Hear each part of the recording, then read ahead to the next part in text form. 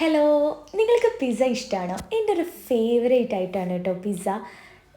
ഞാൻ ഉണ്ടാക്കുന്ന പിസ്സേൻ്റെ റെസിപ്പി കണ്ടാലോ? ഇതിൻ്റെ ഫുൾ ഡീറ്റെയിൽ വീഡിയോ ഞാൻ പോസ്റ്റ് ചെയ്തിട്ടുണ്ട്. അതിൽ നോക്കിയിട്ട് നിങ്ങൾ റെസിപ്പി മസ്റ്റായിട്ടും ട്രൈ ചെയ്യണം. അതിനായിട്ട് ഞാൻ ചിക്കൻ ക്യൂബ്സ് ആയിട്ട് കട്ട് ചെയ്തെടുത്തിട്ടുണ്ട്. അതിലേക്ക് ഉപ്പും കുരുമുളകും ഒറിഗാനോ ഇട്ടിട്ട് ഒന്ന് മാഗ്നേറ്റ് ചെയ്യാൻ വേണ്ടി വെച്ചിട്ടുണ്ട്. ഇനി നമുക്ക് പിസ്സേൻ്റെ ഡോ ഒന്ന് റെഡിയാക്കിയെടുക്കാം. മൈദ, അതിലേക്ക് ഒലിവ് ഓയിൽ, ഈസ്റ്റ്, ഇച്ചിരി പഞ്ചസാര, ഉപ്പും ചേർത്തിട്ട് ലൈറ്റ് ചെറിയൊരു ചൂടുവെള്ളത്തിൽ നമുക്ക് കൈ വെച്ചിട്ട് നന്നായിട്ട് കുഴച്ചെടുക്കാം.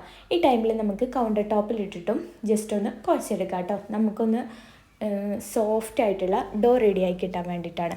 അപ്പോൾ ഞാനത് പൊങ്ങാൻ വേണ്ടിയിട്ട് വെച്ചിട്ടുണ്ട്. 2 മണിക്കൂർ വെക്കണം. നമുക്ക് ആ ടൈമിൽ നമുക്ക് പിസ്സ സോസ് റെഡിയാക്കണം. പിസ്സ സോസിന് 2 ടൊമാറ്റോയും 3-4 ഗാർലിക്കും എടുത്തിട്ട് വേവിക്കാൻ വേണ്ടി വെച്ചിട്ടുണ്ട്. ഇനി നമ്മളവിടെ റെഡിയാക്കി വെച്ച ചിക്കൻ ഒന്ന് ഫ്രൈ ചെയ്തെടുക്കുക എന്ന് പറയുമ്പോൾ ലോ ഫ്ലെയിമിൽ ഇട്ടിട്ട് ഇച്ചിരി ബട്ടറിൽ വേണം ഫ്രൈ ചെയ്തെടുക്കാൻ വേണ്ടിയിട്ട്. അടച്ച് വെച്ചിട്ട് ഫ്രൈ ചെയ്തെടുക്കുക. അതെന്താണെന്ന് വെച്ചാൽ ചിക്കൻ നല്ല സോഫ്റ്റായി കിട്ടാൻ വേണ്ടിയിട്ടാണ് കേട്ടോ. നമ്മുടെ തക്കാളി നന്നായിട്ട് വെന്ത് വന്നിട്ടുണ്ട്. തക്കാളി വെളുത്തുള്ളി ഇട്ടിട്ട് നന്നായിട്ട് ക്രഷ് ചെയ്തെടുത്തിട്ടുണ്ട്. ഇനി പിസ്സേൻ്റെ ടോപ്പിൽ വെക്കാൻ വേണ്ടിയിട്ട് ഇവിടെ ചേർത്ത് കൊടുക്കുന്നത് ക്യാപ്സിക്കം, ഓണിയനും ചിക്കനും ആണ്. ഇത് നമുക്കൊന്ന് മാറ്റി വെക്കാം. നമ്മൾ ചിക്കൻ ഫ്രൈ ചെയ്തല്ലോ, ആ ഓയിലിൽ ക്യാപ്സിക്കം ഉള്ളി ഇട്ടിട്ടൊന്ന് ജസ്റ്റ് ഒന്ന് സോട്ട് ചെയ്തെടുത്തിട്ടുണ്ട് കേട്ടോ.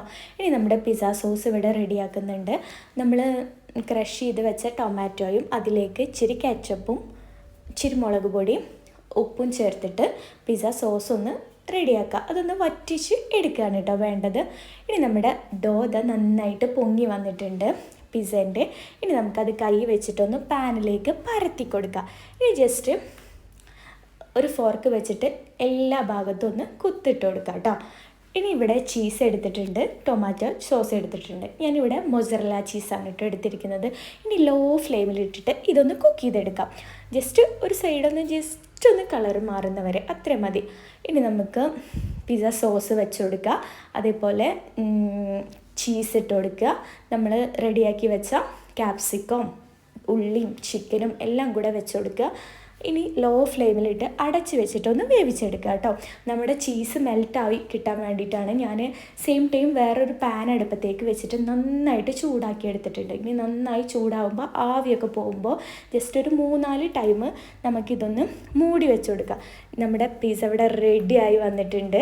നല്ല മെൽറ്റായിട്ട് ചീസെല്ലാം മെൽറ്റായിട്ട് കിട്ടിയിട്ടുണ്ട് കേട്ടോ. ഓക്കേ.